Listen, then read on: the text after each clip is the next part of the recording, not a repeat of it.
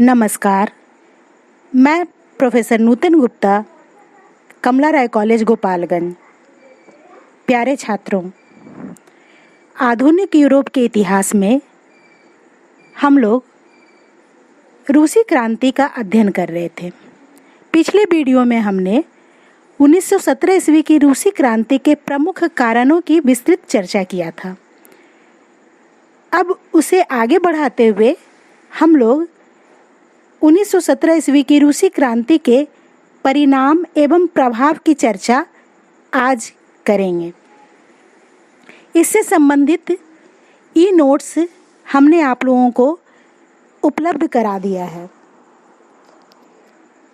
छात्रों,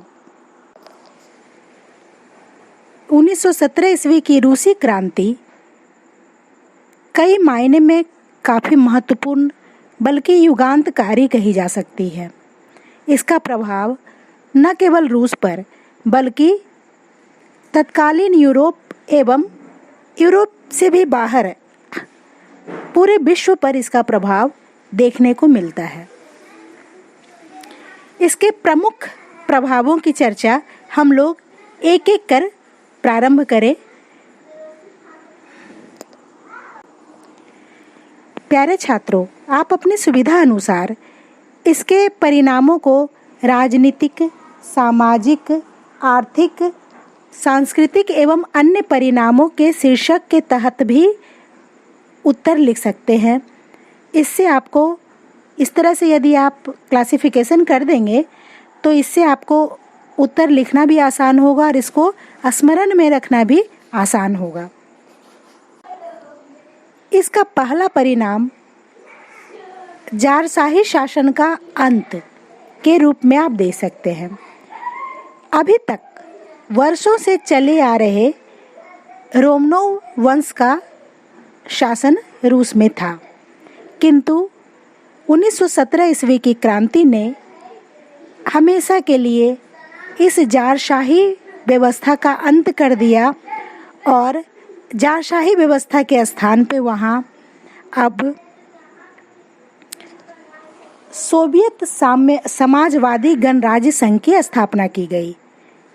वास्तव में जहाँ की राजा का चुनाव नहीं होता था बल्कि वो वंशानुगत होता था, उसके स्थान पे अब जनता के द्वारा चुनी गई सरकार की व्यवस्था अपने आप में बहुत ही महत्वपूर्ण परिवर्तन है।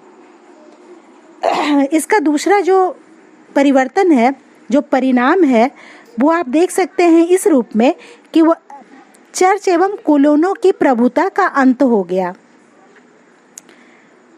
रूस में अभी तक चर्च और कुलीनों की प्रभुता चली आ रही थी, जिसका अंत हो गया और अब रूस में सर्वहारा वर्ग की सत्ता स्थापित हुई। साथ ही साथ सर्वहारा वर्ग की संप्रभुता और सामाजिक समानता का विकास तत्कालीन रूस में एक बहुत बड़ी घटना मानी जा सकती है। लेनिन, स्टालिन जैसे विचारकों का उदय भी रूसी क्रांति की एक महत्वपूर्ण घटना मानी जा सकती है। लेनिन की आर्थिक पॉलिसी जो थी, नवीन आर्थिक नीति, जिसको एनईपी भी कहते हैं, न्यू इकोनॉमिक पॉलिसी भी कहते हैं इसे, तो उसका भी एक बहुत बड़ा प्रभाव पड़ा। अर्थात हम ये कह सकते हैं कि लेनिन और स्टालिन का जो उदय हुआ वह रूसी क्रांति के एक महत्वपूर्ण परिणाम थे और उन्होंने जो अपना कार्यक्रम किया, जैसे कि लेनिन की गृह नीति, जिसके संबंध में हमने आपको नोट्स दे दिया है, आप उससे भी देख सकते हैं। तो लेनिन की गृह नीति के तहत एक महत्वपूर्ण बात थी, वह थी नवीन आर्थिक नीति, न्यू इकोनॉमिक पॉलिसी, जो कि एक महत्वपूर्ण देन है, योगदान है उसके रूस के विकास में। साथ ही साथ स्टालिन का उदय हुआ, जिसकी गृह नीति बहुत ही काबिले तारीफ है। आए हम लोग थोड़ा सा इसकी आर्थिक पॉलिसी की बात करें, जो कि रूसी क्रांति के आर्थिक परिणाम का एक महत्वपूर्ण पहलू है। 1917 ईस्वी में बोल्शेविक क्रांति के बाद सरकार के गठन के पश्चात लेनिन ने जिस नीति को अपनाया उसे राजकीय पूंजीवाद या नियंत्रित पूंजीवाद कहा जाता है। यह नीति नवंबर 1917 ईस्वी से जुलाई 1918 ईस्वी तक चली। इस नीति के अंतर्गत सरकार द्वारा आर्थिक नियंत्रण पूंजीपतियों से छीनकर अपने हाथों में ले लिया गया था। उत्पादन पर भी इस नीति के अंतर्गत नियंत्रण रखा गया था। इस व्यवस्था में उद्योगों का आंशिक प्रबंध अपने पास रखा गया था। इसी कारण इस नीति को नियंत्रित पूंजीवाद भी कहा गया है। रूसी जनता की इच्छा थी कि सरकार को उद्योगों पर पूर्ण नियंत्रण स्थापित कर लेना चाहिए, अर्थात जनता उद्योगों का राष्ट्रीयकरण के पक्ष में थी। अतः रूस में गृह युद्ध प्रारंभ हो गया, जिसने अर्थव्यवस्था को अस्त व्यस्त कर दिया था। अतः रूस की सरकार ने नियंत्रित पूंजीवाद की इस नीति का परित्याग कर यौद्धिक साम्यवाद को अपनाया। इस नीति के अंतर्गत निम्नलिखित प्रमुख कार्य किए गए, जैसे नियंत्रित पूंजीवाद को समाप्त कर दिया गया। दूसरा, समाजवादी तथा साम्यवादी कार्यक्रम लागू किए गए। तीसरा, कृषि की उन्नति पर विशेष ध्यान दिया गया। अगला है राजकीय तथा सामूहिक फार्मों की स्थापना की गई। संपूर्ण भूमि पर राज्य का अधिकार माना गया। खाद्यान्नों के मूल्य निर्धारित किए गए। उद्योगों का राष्ट्रीयकरण किया गया इत्यादि। किंतु ये जो यौद्धिक नीति, साम्यवाद की नीति जो लेनिन ने लागू किया, यह बहुत प्रभावशाली नहीं रहा, बल्कि इसका उल्टा प्रभाव पड़ा। इससे स्थिति और बिगड़ गई रूस की। इस कारण से 1918 ईस्वी में जो ये यौद्धिक साम्यवाद की नीति लागू की गई थी, उसे मार्च 1921 ईस्वी में हटा दिया गया, खत्म कर दिया गया। उसके स्थान पर नवीन आर्थिक नीति लेनिन ने लाया। इस नवीन आर्थिक नीति में सर्वप्रथम यौद्धिक साम्यवाद की आवश्यक अधिग्रहण की नीति को समाप्त कर दिया गया।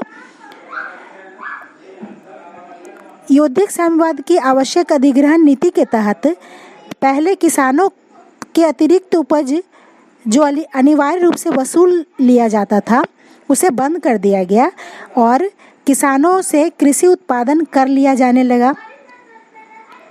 इस प्रकार गांव व शहर आर्थिक रूप से परस्पर जुड़ गए थे। साथ ही साथ नवीन आर्थिक नीति के तहत यह निर्धारित किया गया कि धनी व्यक्ति से अधिक कर लिया जाए, जबकि गरीब व्यक्ति से। नवीन आर्थिक नीति के तहत लेनिन ने कृषक सहकारिता को भी प्रोत्साहित किया। किसानों को वेतनभोगी श्रमिक रखने की सुविधा भी प्रदान की गई। राजकीय व सहकारी व्यापार को भी प्रोत्साहित किया गया, जिससे कि व्यापारियों की प्रतिस्पर्धा बढ़ी। कृषि के समान उद्योगों में भी सुधार किया गया। बड़े उद्योगों को सरकार के अधीन रखा गया, जबकि उनकी व्यवस्था में अनेक परिवर्तन भी किए गए। वस्तु विनिमय का त्याग कर मुद्रा प्रणाली लागू की गई। इससे उद्योगों को आत्मनिर्भर बनने के लिए प्रेरित किया गया। आगे हम देखते हैं कि लेनिन ने नवीन आर्थिक नीति के तहत छोटे उद्योगों को उद्योगपतियों के अधीन ही रहने दिया, जबकि एक सहकारी बैंक को भी स्थापना की गई। रूस में बड़े उद्योग लगाने के लिए विदेशियों को आमंत्रित व प्रोत्साहित किया गया।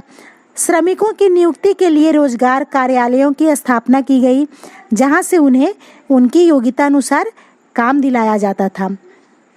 निर्यात को भी बढ़ावा दिया गया। इस प्रकार देखते हैं कि लेनिन की नई आर्थिक नीति से रूस को काफ़ी आर्थिक सुधार हुआ।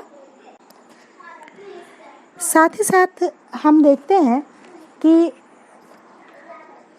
रूसी क्रांति के परिणाम स्वरूप स्टालिन का भी उदय हुआ और स्टालिन की गृह नीति काफ़ी रूस के विकास में महत्वपूर्ण भूमिका अदा किया। इसने सांस्कृतिक विकास पे काफ़ी जोर दिया था और आर्थिक विकास भी किया था। आर्थिक विकास में हम देखते हैं कि लेनिन ने 1925 ईस्वी में योजना आयोग की स्थापना किया और पंचवर्षीय योजना की शुरुआत किया। इसे रूसी भाषा में प्यातिलेत्का कहते हैं और पहली पंचवर्षीय योजना 1929 ईस्वी में लागू की गई। जबकि भारत में कब की गई है? भारत में पहली पंचवर्षीय योजना कब शुरू की गई है? 1951 में, जबकि रूस में 1929 में ही पहली पंचवर्षीय योजना लागू की गई। प्यारे छात्रों, इस प्रकार से आर्थिक सुधार के साथ साथ जो स्टालिन ने जो सांस्कृतिक सुधार किया है, उसके सांस्कृतिक कार्यक्रमों में है मुख्य रूप से वो है कि उसने शिक्षा व्यवस्था में सुधार करने का प्रयास किया। स्टालिन ने शिक्षा व्यवस्था में सुधार करने का प्रयास किया और 3 वर्ष से लेकर 16 वर्ष तक के बच्चों के लिए निःशुल्क शिक्षा की व्यवस्था की, यहाँ तक कि अनिवार्य शिक्षा की भी व्यवस्था किया था। तकनीकी शिक्षा और महिला शिक्षा को भी उसने प्रोत्साहित किया। सांस्कृतिक विकास में स्टालिन ने क्षेत्रीय भाषाओं को भी प्रोत्साहित किया और उसने क्षेत्रीय भाषाओं को लिपिबद्ध भी करवाया और प्रांतीय भाषाओं में शिक्षा वो कामकाज करने की अनुमति भी दी। तो इस प्रकार हम देखते हैं कि स्टालिन और लेनिन की जो नीतियां थी, उनका जो प्रभाव था, यह भी एक महत्वपूर्ण परिणाम था रूसी क्रांति के लिए। इसके अन्य प्रभावों में देखें तो इसने पूरे विश्व को प्रभावित किया। रूसी क्रांति के परिणाम स्वरूप प्रथम विश्व युद्ध की समाप्ति हो गई और रूस जो कि 1921 ईस्वी तक काफ़ी पिछड़ी स्थिति में था, वह देखते ही देखते विश्व के विकसित देशों की श्रेणी में आया। तो यह रूसी क्रांति के महत्वपूर्ण परिणाम थे। अगले वीडियो में हम नई कक्षा के साथ, नए पाठ के साथ मिलते हैं।